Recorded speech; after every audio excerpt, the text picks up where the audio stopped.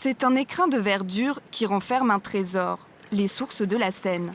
Paris est à 300 km et pourtant ici, nous sommes aussi à Paris. Les sources de la Seine appartiennent à la ville de Paris depuis 1864. L'idée, elle remonte dans les années 1830 et c'est le sous-préfet de Semur-en-Auxois, M. Laribe, qui avait émis l'idée que la ville de Paris achète le site des sources de la Seine pour rendre hommage au fleuve auquel elle doit sa prospérité, comme il l'écrivait à l'époque. Et donc il a fallu attendre une trentaine d'années pour que le projet se concrétise.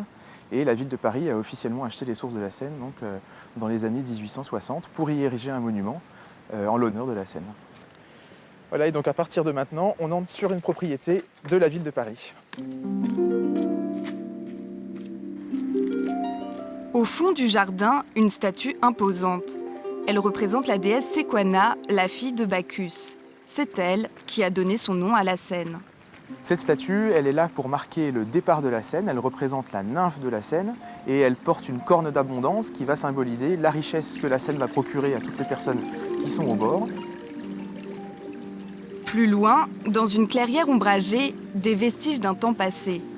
À l'époque des Gallo-Romains, les pèlerins venaient dans ce lieu sacré pour rendre hommage à la déesse Sequana.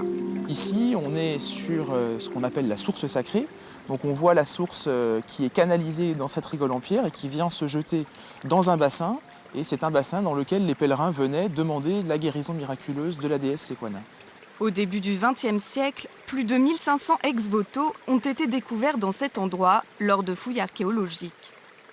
Un ex-voto, c'est une offrande qu'on fait à une divinité en demande ou en remerciement de la guérison ou d'un vœu accompli.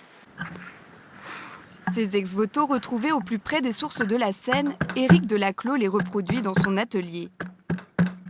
J'ai sculpté ces ex-voto en essayant plutôt d'être, j'allais dire, dans l'esprit que dans la lettre.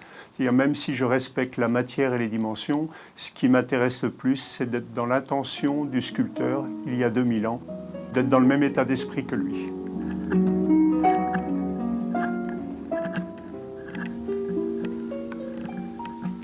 Retour sur le site des sources de la Seine. Au total, on en dénombre 7 dans cet endroit.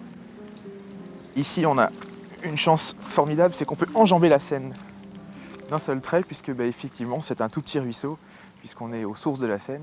Et c'est cette source-là qui, aujourd'hui, marque la naissance du fleuve de la Seine. La Seine coule ici depuis près de 2000 ans. Elle finit sa course près de 700 km plus bas, dans la Manche.